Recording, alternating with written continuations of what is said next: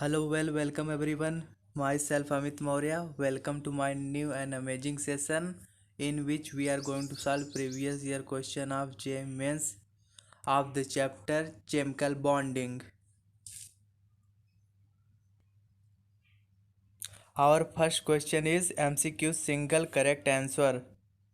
The bond order in NO is 2.5 while that in NO plus is 3. Which of the following statement is true for these two species?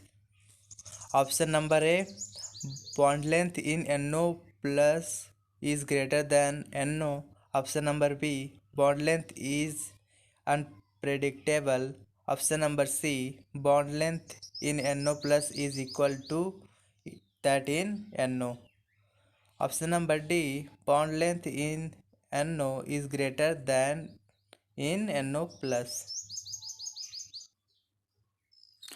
As we know that according to molecular orbital configuration of NO have the 15 electrons is sigma 1s2 anti-bonding sigma 1s2 sigma 2s2 sigma anti-bonding 2s2 sigma 2pz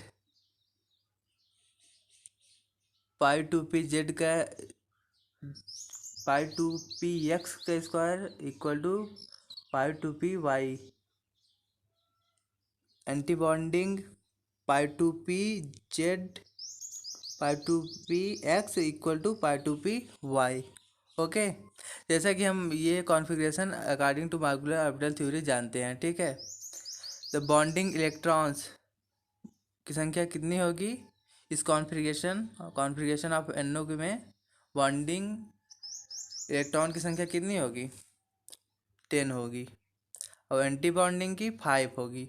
तो हम जानते हैं bond order equal to होता है number of electron in bonding orbital minus number of electron in anti bonding divided by 2 होता है। ठीक है, बॉन्डिंग में 10 है, एंटी बॉन्डिंग में कितने 5, दोनों को डिवाइड कर देंगे तो हमारा बॉन्ड ऑर्डर आ जाएगा। ठीक है, ठीक है, okay. Similarly, the molecular orbital configuration of NO plus 14 electron इस, और इसमें क्या होंगे 10 NO प्लस के केस में 10 बॉन्डिंग होंगे और 4 एंटी बॉन्डिंग होंगे। तो bonding minus anti bonding divide by 2 करेंगे जब, तो हमारा जो बॉन्ड ऑर्डर निकल कर आएगा कितना आएगा 3 आएगा। ठीक है, as we know that the bond length inversely proportional to bond order. जो हमारा बॉन्ड लेंथ होता है वह बॉन्ड ऑर्डर के क्या होता है इनवर्सली प्रोपोर्शनल होता है। तो किस मॉलिक्यूल का बॉन्ड ऑर्डर ज़्यादा है? NO मॉलिक्यूल का बॉन्ड ऑर्डर कितना है 2.5 और NO प्लस का कितना है 3 आया है। तो NO का बॉन्ड ऑर्डर क्या है ज़्यादा है। अब जब NO का बॉन्ड ऑर्डर ज़्यादा है तो उसका बॉन्ड लेंथ कम होगा। क्यों? क्योंकि जो बॉन्ड ऑर्डर है हमारा बॉन्ड लेंथ के इन्वर्सली प्रोपोर्शनल है, या फिर हम कह सकते हैं जो बॉन्ड लेंथ होगा हमारा बॉन्ड ऑर्डर के इन्वर्सली प्रोपोर्शनल होगा। Okay okay, so our right answer will be option number D. जो NO मॉलिक्यूल होगा उसका बॉन्ड लेंथ ज़्यादा होगा NO प्लस से, क्योंकि जो NO का बॉन्ड ऑर्डर है वह कम होता है किससे NO प्लस से। ओके, क्योंकि जो हमारा बॉन्ड लेंथ होता है इन्वर्सली प्रोपोर्शनल होता है किसके बॉन्ड ऑर्डर के। Okay, our second question is lattice energy of an ionic compound depends upon. जो लैटिस एनर्जी होता है हमारा lattice energy of a ionic compound किस पे डिपेंड करता है? Option number A charge on ions only, option number B size of ions only, option number C packing of ions only, option number D charge on ions and size of ions. According to मी जो हमारा lattice energy होता है वो electrostatic force पे depend करता है, ठीक है। Q1 Q2 divided by are square. तो हमारा जो इलेक्ट्रोस्टैटिक फोर्स होता है वो चार्ज पे भी डिपेंड करता है और क्या बोलते हैं साइज पे भी डिपेंड करता है, ठीक है। According to me our right answer will be option number D. Okay, चलिए हम इसके एक्सप्लेनेशन को एक बार और देख लेते हैं। Electrostatic force of attraction between cation and anion is called lattice energy. Electrostatic force of attraction between cation और anions is called lattice energy. जो कैटायन और एनायंस के बीच इलेक्ट्रोस्टैटिक फोर्स ऑफ अट्रैक्शन होता है उसी को हम क्या बोलते हैं, lattice energy. Lattice energy F equal to K Q1 Q2 by R square, where Q1 and Q2 are the charge of cation and anions. So lattice energy depend upon charge।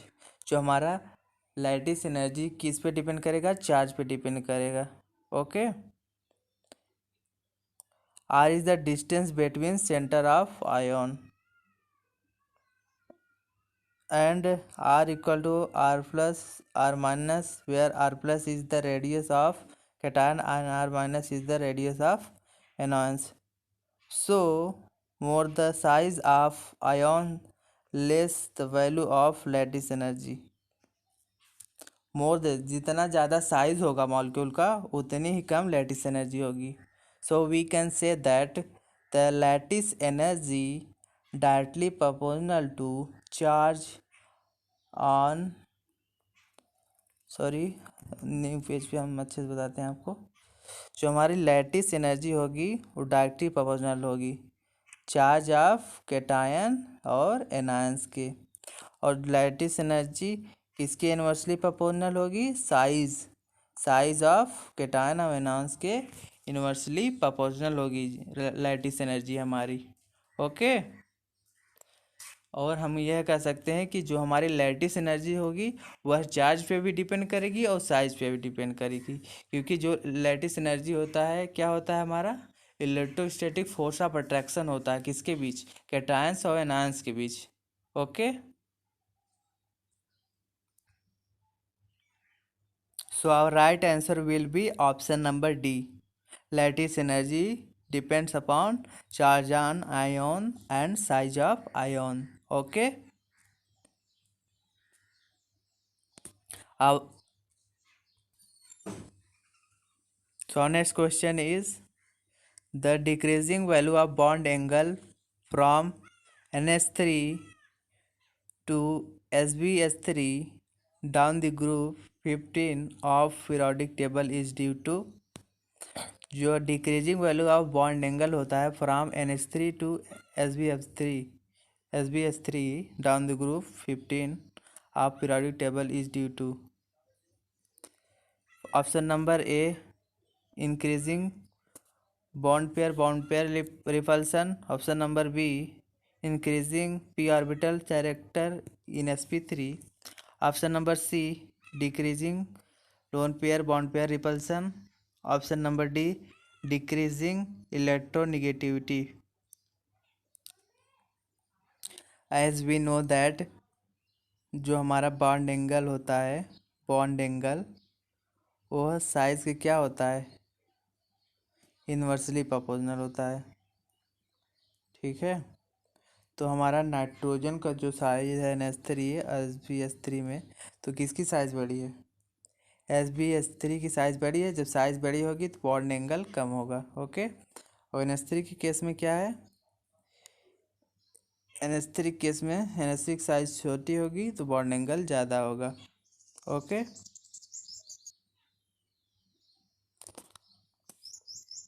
चलिए हम इसके एक्सप्लेनेशन को एक बार और देख लेते हैं। Nitrogen atom is smaller in size so it's loan pair is relatively unstable.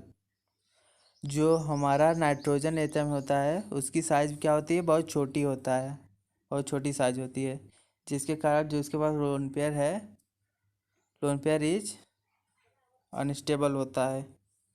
That is why repulsion between lone pair present on nitrogen atom and bonded pair of electron is relatively high. Nitrogen atom is smaller in size, so its lone pair is relatively unstable. That is why repulsion between lone pair present on the nitrogen atom and bonded pair of electron is relatively high.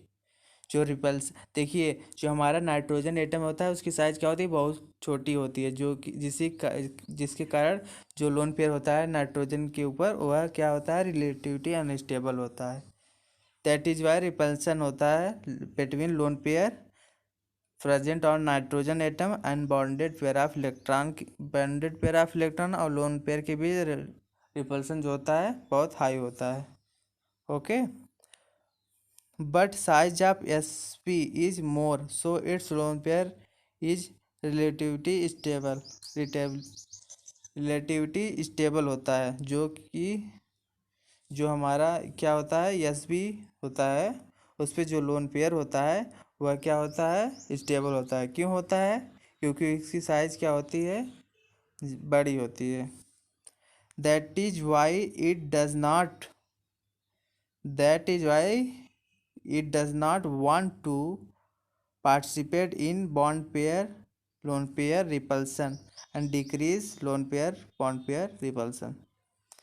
जो क्या होता है lone pair होता है वो stable होता है, जिसके कारण वह पार्टिसिपेट नहीं करता है बॉन्ड पेयर और लोन पेयर रिपल्सन में, जिसके कारण जो बॉन्ड पेयर और लोन पेयर रिपल्सन होता है वह डिक्रीज हो जाता है, और जिसके ही कारण उसकी बॉन्ड एंगल भी डिक्रीज कर जाती है.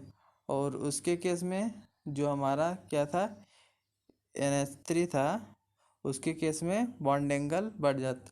क्यों बढ़ जाता है, क्योंकि उसमें बॉन्ड पेयर और लोन पेयर रिपल्सन होता है. क्या बोलते हैं, रिलेटिवली हाई होता है. रिलेटिवली हाई रिपल्सन होता है. कौन सा रिपल्सन, लोन पेयर रिपल्सन और bond pair repulsion. Okay.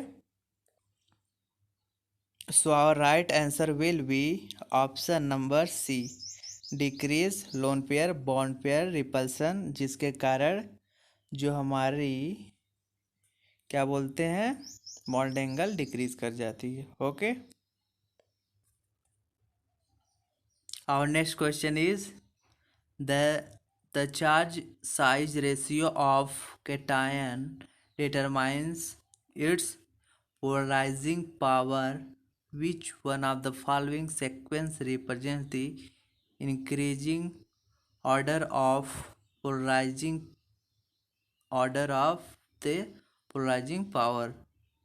Increasing order of the polarizing power of the polarizing power of the cation species. Okay. हमें इस क्वेश्चन में क्या बताना है, पोलराइजिंग पावर का ऑर्डर बताना है. जो हमारा polarize charge size ratio of cation क्या क्या डिटरमाइन करता है, पोलराइजिंग पावर. ठीक है. एज वी नो दैट जो हमारा पोलराइजिंग पावर होता है किसके डायरेक्टली प्रोपोर्शनल होता है, पोलराइजिंग पावर जो होता है directly proportional to the charge on cation. Charge on cation के डायरेक्टली प्रोपोर्शनल होता है. क्यों, कैटायन और directly proportional to charge on anions. और पोलराइजिंग पावर जो होता है हमारा साइज ऑफ कैटायंस के कैटायन के साइज के क्या होता है, इन्वर्सली प्रोपोर्शनल होता है. साइज ऑफ कैटायन जो हमारा पोलराइजिंग पावर होता है वो साइज ऑफ कैटायन के इन्वर्सली प्रोपोर्शनल होता है, और डायरेक्टली प्रोपोर्शनल होता है साइज ऑफ एनायंस की. ओके. ये आप लोग राइट कर लीजिए. जो हमारा पोलराइजिंग पावर होता है वह साइज ऑफ कैटायन के इन्वर्सली प्रोपोर्शनल होता है. तो किस स्पीशीज का साइज सबसे छोटा है, बेरिलियम की साइज सबसे छोटी है. ठीक है. और चार्ज क्या है, +2 है. और साइज सबसे छोटी किसकी है, साइज सबसे छोटी किसकी है और किस पे सबसे कम चार्ज है, पोटेशियम के, ठीक है। तो सबसे ज़्यादा प्रायोरिटी किसकी होगी पोलराइजिंग पावर की, बेरिलियम +2 की होगी, और सबसे कम किसकी होगी, पोटेशियम प्लस की होगी। और बेरिलियम से छोटी साइज किसकी है, मैग्नीशियम +2 की, उससे छोटी किसकी है, कैल्शियम +2 की, ठीक है। तो हमारा ऑर्डर हो जाएगा पोलराइजिंग पावर का। ओके, तो हमारा राइट आंसर कौन सा हो जाएगा, so we can say that our right answer will be option number B is the our right answer. Okay, चलिए हम इसके एक्सप्लेनेशन को एक बार और देख लेते हैं। As charge size ratio of the cation determine its polarizing power, so its high charge and small size of cation increase polarization as the increase of as the size of the given cation decreases as this order, ठीक है। hence polarizing power decrease as, जो हमारा polarising power होता है size of कटान के inversely proportional होता है और डायरेक्टली प्रोपोर्शनल होता है द साइज ऑफ एनॉन्स के, और directly proportional to size charge of cations and charge of anions. Okay, so our right answer will be option number B. Our next question is which of the following hydrogen bond is the strongest, कौन सा hydrogen bond सबसे strongest होगा, ये हमें बताना है, ठीक है। हाइड्रोजन बॉन्ड किसके बीच में होता है, पहले ये आप लोग जानिए किसके बीच में होता है। जब कोई hydrogen atom more electronegative atom से बॉन्ड बनाए, तब हमारा हाइड्रोजन बॉन्ड का फॉर्मेशन होता है। हाइड्रोजन बॉन्ड कब बनता है, जब हाइड्रोजन की बॉन्डिंग कौन से हो, फ्लोरीन, ऑक्सीजन और नाइट्रोजन से, ठीक है। और सबसे स्ट्रॉन्गेस्ट कब होगा, जब हमारा हाइड्रोजन किसके साथ बॉन्ड बनाएगा, फ्लोरीन के साथ बनाएगा, क्योंकि फ्लोरीन हमारा क्या है, मोर इलेक्ट्रोनेगेटिव एटम है। तो सबसे स्ट्रॉन्गेस्ट कौन सा बॉन्ड होगा, hydrogen bond, option number B is the our right answer. Okay, क्योंकि जो हमारा फ्लोरीन है मोर इलेक्ट्रोनेगेटिव एटम है, जब भी हमारा more electronegative atom hydrogen atom के साथ बॉन्डिंग बनाएगा तो वह स्ट्रॉन्गेस्ट हाइड्रोजन बॉन्डिंग बनाता है। Okay, as comparison to nitrogen and oxygen. चलिए हम इसके एक्सप्लेनेशन को एक बार और देख लेते हैं। Among fluorine, oxygen and nitrogen, fluorine is more electronegative, so fluorine pulls bond pair of electron in a fluorine and hydrogen bond towards itself and develop highly positive charge on hydrogen atom. This highly positive charge hydrogen atom create strongest hydrogen bonding by taking lone pair electron from electronegative atom phone. Hence, among the given option, fluorine or hydrogen bond is the strongest bond. Note here, fluorine, hydrogen and nitrogen has strongest hydrogen bonding among fluorine hydrogen and fluorine hydrogen oxygen, because nitrogen is least electronegative among FO, fluorine, oxygen and nitrogen, and can easily donate lone pair of electron. जो हमारा fluorine होगा strongest hydrogen bonding बनाएगा, hydrogen के साथ bonding बनाएगा, ठीक है। क्यों बनाएगा, क्योंकि जो हमारा फ्लोरीन मोस्ट इलेक्ट्रोनेगेटिव एटम है वह जो है इलेक्ट्रॉन को अपनी तरफ क्या करेगा, अट्रैक्ट करेगा हाइड्रोजन के, तो हाइड्रोजन के ऊपर क्या हो जाएगी, पॉजिटिव चार्ज डेवलप हो जाएगा। ओके, तो हमारा स्ट्रॉन्गेस्ट हाइड्रोजन बॉन्डिंग का फॉर्मेशन हो जाएगा हाइड्रोजन और फ्लोरीन के बीच। Okay, option number B is the right answer. Okay. Our next question is the bond dissociation energy of boron fluorine in BS3 is 646 joule per mole, where that of carbon and fluorine in CF3 is 515 kilojoule per mole. The correct reason for higher BF bond dissociation energy as compared to that in CF. किसके कारण जो है हमारा carbon और fluorine और boron, किसके कारण जो है हमारा जो है बोरोन और फ्लोरीन के बीच जो है बॉन्ड डिसोसिएशन एनर्जी ज़्यादा होगा as compare to carbon and fluorine के बीच में. ठीक है, चलिए हम इसके एक्सप्लेनेशन को देख लेते हैं.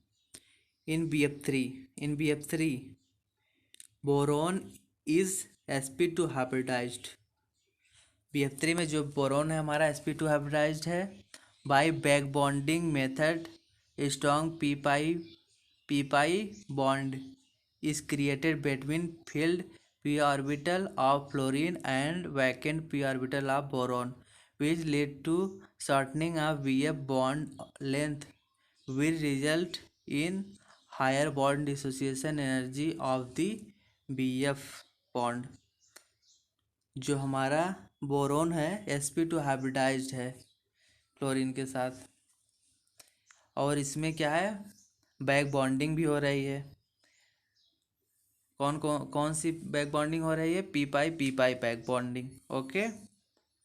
However in CF3 carbon does not have any vacant p orbital. और हमारे इसमें कार्बन के केस में कार्बन के पास कोई भी वैकेंट p ऑर्बिटल नहीं है, जिसके कारण यह कोई भी बैक बॉन्डिंग नहीं बनाएगी. लेकिन बोरोन के केस में बोरोन बनाएगी बैक बॉन्डिंग. किसके कारण? क्योंकि जो बोरोन के पास हमारा क्या है एम्प्टी p ऑर्बिटल है, जिसके कारण वह बैक बॉन्डिंग का फॉर्मेशन करेगा और जिसके कारण वह ज़्यादा एनर्जी उसको रिक्वायरमेंट होगी BF3 को. क्यों रिक्वायर्ड होगी? क्योंकि वह बैक बॉन्डिंग बना रहा है, तो बैक बॉन्डिंग के कारण जो बॉन्डिंग होगा उसमें बोरोन और फ्लोरीन के बीच स्ट्रांग होगा, तो वह ज़्यादा एनर्जी रिक्वायरमेंट करेगा for the dissociation of bond. Okay.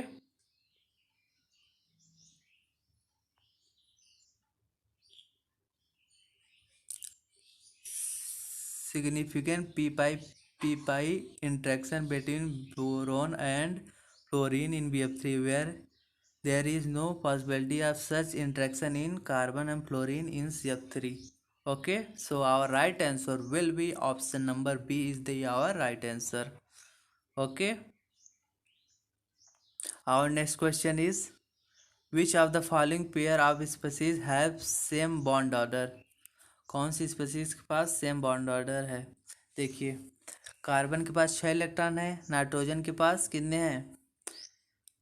Carbon के पास 6 है, नाइट्रोजन के पास 7 हैं, 7 6 13 और -1 एक 14 इलेक्ट्रॉन. और NO के पास नाइट्रोजन के पास 7 हैं और ऑक्सीजन के पास 8 है. 8 7 15 और एक घटा देंगे +1 है ना, तो 14. सेम 14 आ गया. 14 इलेक्ट्रॉन CN- के पास भी है और NO+ के पास. इसके पास CN- पास 14 है और CN+ के पास कितने हैं? 7 6 13 और +1 12. और ये O2- के पास कितने हैं? 17 हैं. CN- के पास 14 हैं. NO+ के पास कितने हैं? 14 हैं और CN+ के पास 12 हैं. तो सेम नंबर ऑफ इलेक्ट्रॉन किस में है? ऑप्शन नंबर ए CN- NO+. क्योंकि जो 14 होते हैं, जिसके पास 14 इलेक्ट्रॉन होता है, उसका बॉन्ड ऑर्डर कितना होता है? 3 होता है. तो CN- का भी 3 बॉन्ड ऑर्डर और NO+ का भी 3 bond order. these species have same bond order. Okay, so we can say that option number A is our right answer. Okay, चलिए हम इसके एक्सप्लेनेशन को एक बार और देख लेते हैं. The number of electron in NO plus equal to number of electron in Cn minus. As both have the same number of electrons, so their bond order is equal. Molecular orbital configuration of NO plus is 14 electron. देखिए जो NO plus और Cn minus के पास same number of electron है, जिसके कारण उनका bond order क्या होगा, सेम होगा. According to molecular orbital theory, the number of bonding electron in NO and Cn minus, NO plus and Cn minus is 10 and antibonding is 4. So our bond order will come 3, which is they have same bond order. दोनों के पास क्या है, same bond order है. Okay, दोनों ही molecule के पास NO plus और Cn minus के पास क्या है, सेम बॉन्ड ऑर्डर है. और बॉन्ड ऑर्डर की वैल्यू क्या होगी, 3 होगी. Okay, so we can say that our right answer will be option number A. Okay, our next question is, among the following the maximum covalent character is shown by the compound. कौन सा compound ज़्यादा covalent character show करेगा. Option number A SnCl2, option number B AlCl3, option number C MgCl3, option number D FeCl2. देखिए जैसा कि हम जानते हैं, एज वी नो दैट, जो हमारा कोवैलेंट कैरेक्टर होता है, कोवैलेंट कैरेक्टर किसके डायरेक्टली प्रोपोर्शनल होता है, directly proportional to polarizing power के डायरेक्टली प्रोपोर्शनल होता है. और पोलराइजिंग पावर हमारा जो है केटायन के साइज के इन्वर्सली प्रोपोर्शनल होता है और एनायंस के साइज के डायरेक्टली प्रोपोर्शनल होता है. और directly proportional to charge on cation and anions के चार्ज के डायरेक्टली प्रोपोर्शनल होता है. तो हमारे Fe के पास कितने चार्ज हैं, +2, Mg के पास +2, Sn के पास +2 और LCl3. एल्युमिनियम के पास कितने हैं, एल्युमिनियम +3. ओके, एल्युमिनियम के पास कितने हैं, +3 charge. So we can say that LCl3 have the strongest covalent character. So our right answer will be option number B. Okay, चलिए हम इसके एक्सप्लेनेशन को एक बार और देख लेते हैं.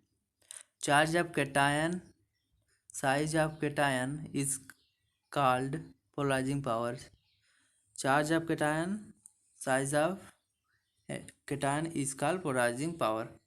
जो हमारा पोलराइजिंग पावर होता है डायरेक्टली प्रोपोर्शनल टू होता है चार्ज ऑफ कैटायन, और inversely proportional to polarizing power size of cation के इन्वर्सली प्रोपोर्शनल होता है और चार्ज ऑफ कैटायन के डायरेक्टली प्रोपोर्शनल होता है पोलराइजिंग पावर हमारा.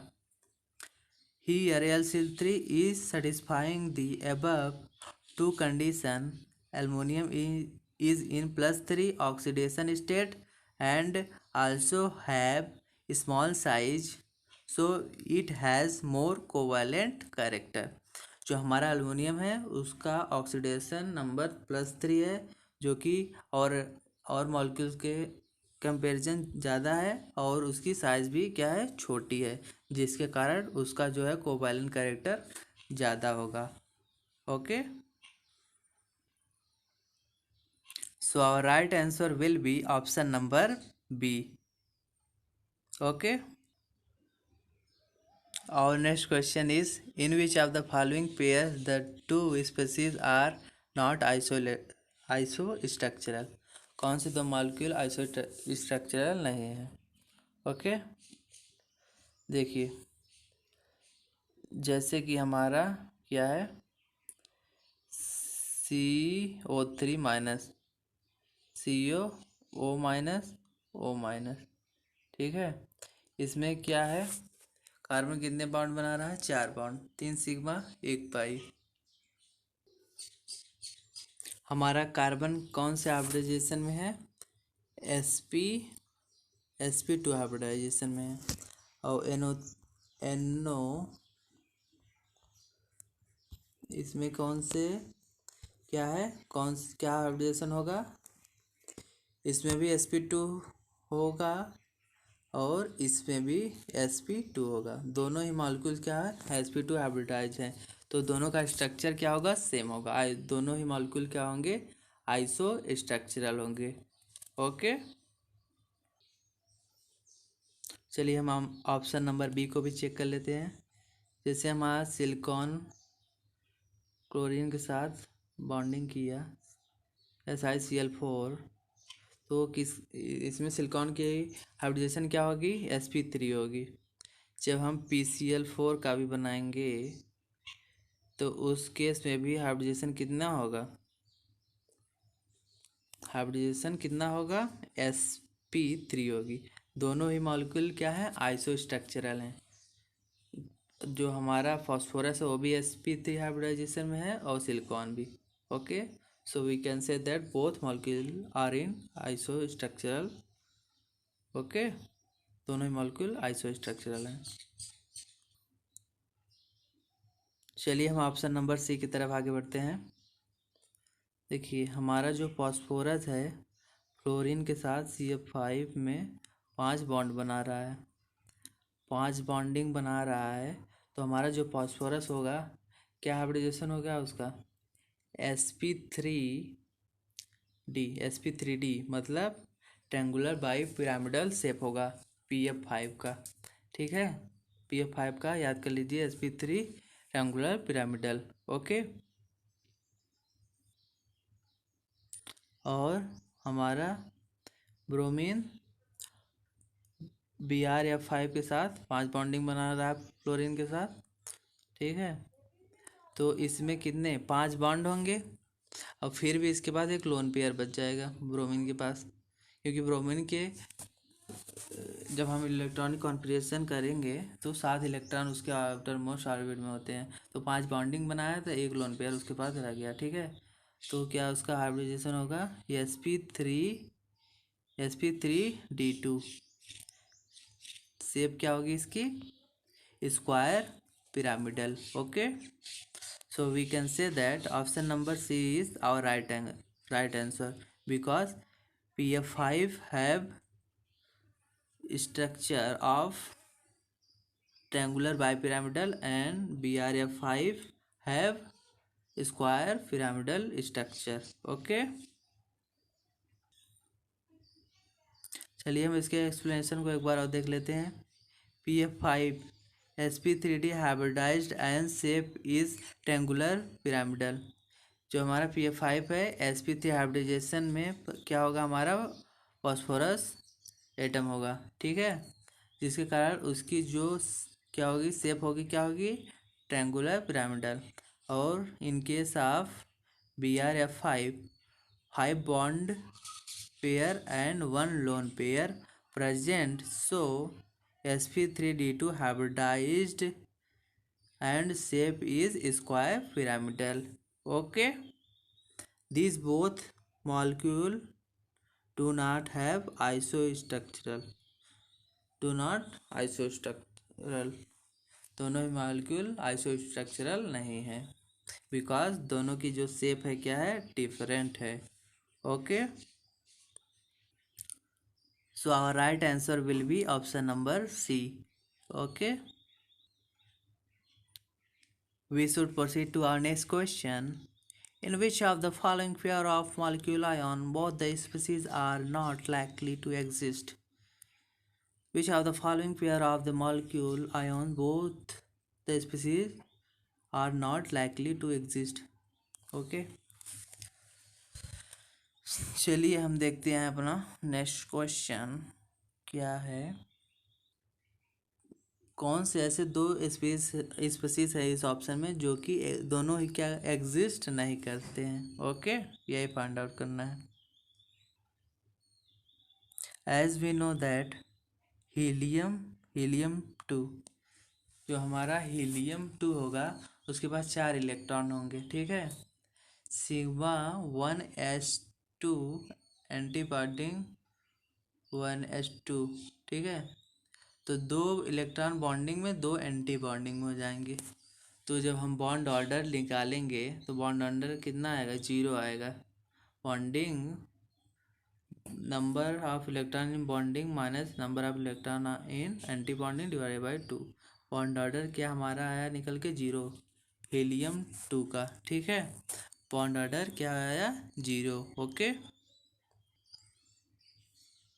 और इन केस ऑफ H2+2, देखिए इसके पास 2 इलेक्ट्रॉन है और दोनों ही क्या हो जा रहे हैं, निकल जा रहे हैं H2+2, तो इसका बॉन्ड ऑर्डर इसका भी क्या होगा 0 होगा।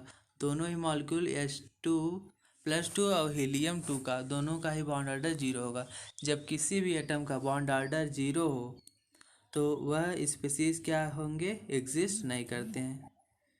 किसी भी मॉलिक्यूल का बॉन्ड ऑर्डर 0 हो तो वह मॉलिक्यूल एग्जिस्ट ही नहीं करेगा नेचर में, okay. Hydrogen+2 and helium-2 both have 0 bond order, thus they do not exist, okay. So our right answer will be option number C. Option number C is our right answer, okay. Our next question is stability of the species lithium-2, lithium-2 minus lithium-2 plus increasing in order of। चलिए हम इसके explanation को देख लेते हैं। As the molecular electronic configuration of lithium-2 is this, the number of electron in bonding electron कितने हैं, 4 हैं, और एंटी बॉन्डिंग 2 हैं। तो bonding minus anti bonding divided by 2, जो हमारा लिथियम 2 का बॉन्ड ऑर्डर आया कितना आया, 1 आया। और in case of lithium+2 the bond order is 0.5 and in case of lithium-2 minus bond order is 0.5, okay. So which molecule have highest bond order, lithium-2 जो हमारा है इसका बॉन्ड ऑर्डर क्या है, सबसे ज़्यादा है 1, ओके। और lithium-2 प्लस और lithium-2 माइनस दोनों का ही बॉन्ड ऑर्डर सेम है। तो जब दोनों का बॉन्ड ऑर्डर सेम हो जाए तो जिस भी मॉलिक्यूल के पास नंबर ऑफ बॉन्डिंग इलेक्ट्रॉन ज़्यादा हो और एंटी बॉन्डिंग कम हो उसका क्या ज़्यादा होगा, स्टेबिलिटी ज़्यादा होती है, ओके, मोर स्टेबल होता है। The bond order of lithium+2 and lithium-2 minus is same but lithium is more stable than lithium-2 minus because lithium+2 is smaller in size, have 2 electron in antibonding orbital where lithium-2 minus has 3 electron in antibonding orbital, hence lithium+2 is more stable। जो हमारा lithium+2 है more stable होगा क्योंकि उसके anti bonding molecular orbit में 2 ही electron है। But in case of lithium-2 minus के case में जो है बॉन्ड ऑर्डर क्या है, ज़्यादा है, 3 है। और उसमें नहीं सॉरी, जो lithium-2 माइनस केस में है उसमें एंटी बॉन्डिंग में ज़्यादा इलेक्ट्रॉन है, कितने हैं, 3 हैं। और lithium+2 के केस में 2 ही हैं। तो lithium-2 प्लस जो है मोर स्टेबल होगा। तो हम इसका ऑर्डर क्या लिखेंगे, lithium+2 फिर lithium प्लस फिर lithium minus, okay. So our right answer will be option number C is our right answer, okay. Our next question is the intermolecular interaction that is dependent on the inverse cube of distance between the molecule is। Option number A ion dipole interaction, option number B Landon force, option number C hydrogen bond, option number D ion ion interaction. कौन सा intermolecular interaction of force किस पे depend करता है, inverse cube of distance, okay. चलिए हम इसके explanation को देख लेते हैं। Hydrogen bond is a type of strong electrostatic dipole interaction and depend on inverse cube of distance between the molecular ion dipole interaction. जो हमारा हाइड्रोजन बॉन्ड होता है हाइड्रोजन बॉन्ड होता है वह strong electrostatic dipole intersection and dependent on inverse cube of distance. जो हमारा hydrogen bonding होता है इनवर्स क्यूब ऑफ डिस्टेंस पे डिपेंड करता है। Okay, so our right answer will be option number C. Our next question is the group of molecule having identical shape. कौन से molecule के पास आइडेंटिकल शेप है, यही हमें उस क्वेश्चन में फाइंड आउट करना है। ओके, देखिए शेप शेप निकालने फाइंड आउट करने के लिए पहले हमें क्या निकालना होगा, हाइब्रिडाइजेशन। सभी मॉलिक्यूल का हाइब्रिडाइजेशन, ठीक है। ओके, चलिए हम अपने ऑप्शन नंबर ए को देखते हैं। देखिए सल्फर है, फ्लोरीन के साथ क्या कितने बॉन्ड बनाएगा, 4 बॉन्ड बनाएगा और एक लोन पेयर बन जाएगा, क्योंकि इसके लास्ट शेल में 6 इलेक्ट्रॉन होते हैं। 4 बॉन्ड एक लोन पेयर, तो इसका हाइब्रिडाइजेशन क्या होगा, sp3d। sp3d, ओके, नोट कर लीजिए आप लोग, sp3d, sp3d। और हमारा इन केस ऑफ HCF4, ठीक है। HCF4 केस में 2 लोन पेयर होंगे, ठीक है, HCl विक्टोरियल पोजीशन पे, और 4 बॉन्ड बनाएगा, ठीक है। तो 2 लोन पेयर 4 बॉन्ड पेयर, कितना हो जाएगा हाइब्रिडेशन, sp3d2 हो जाएगा। तो हमारा option number A group of molecule क्या बोला है, हैविंग आइडेंटिकल शेप, तो ऑप्शन नंबर ए हमारा रॉन्ग होगा। Okay, we should proceed to our next option, option number B. देखिए क्लोरीन हमारा क्लोरीन के साथ कितने बॉन्ड बना रहा है, 3 बॉन्ड बना रहा है। 3 बॉन्ड बना रहा है, कितने लोन पेयर होंगे, 2 लोन पेयर, क्योंकि क्लोरीन के लास्ट सेल में 7 इलेक्ट्रॉन होते हैं, 3 बॉन्डिंग बनाया और 2 लोन पेयर बचेंगे, ठीक है। तो इसका हाइब्रिडेशन क्या होगा, sp3d2, sp3d2 होगा। ओके, ClF3 का sp3d2। अब देखिए HCF2 का,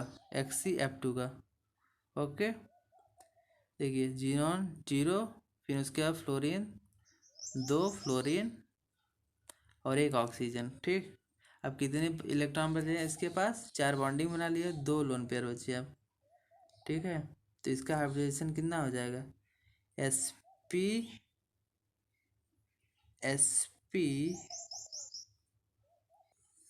sp3d हो जाएगा। ClF3 का भी sp3d आया था, इसका भी sp3d हो गया। ओके, चलिए हम HCF3 प्लस का भी देख लेते हैं। देखिए 3 बॉन्ड बनाया फ्लोरीन के साथ, जीनोन, ठीक है। और इसके पास कितने लोन पेयर बचे, 2 लोन पेयर, 3 लोन पेयर, बताइए। देखिए 8 इलेक्ट्रॉन होते हैं, 3 बॉन्डिंग बनाया, कितने इलेक्ट्रॉन बचे इसके पास, 5 बचे, एक प्लस निकल गया उसमें, प्लस HCF3 प्लस है ना, एक निकल गया, 2 लोन पेयर बचे, तो इसका हाइब्रिडेशन क्या हो जाएगा, sp3d, इसका भी हो जाएगा, ठीक है।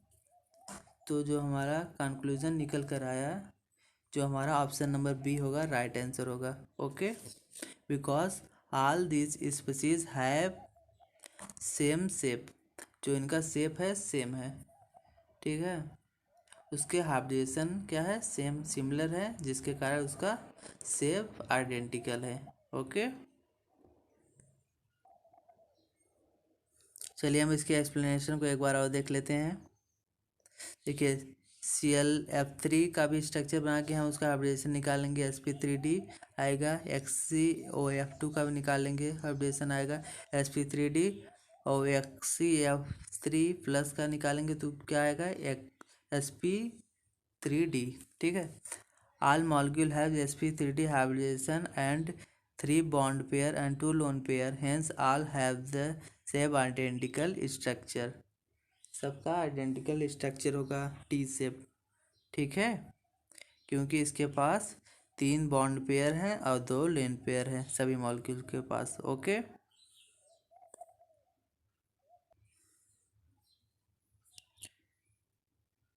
so our right answer will be option number B.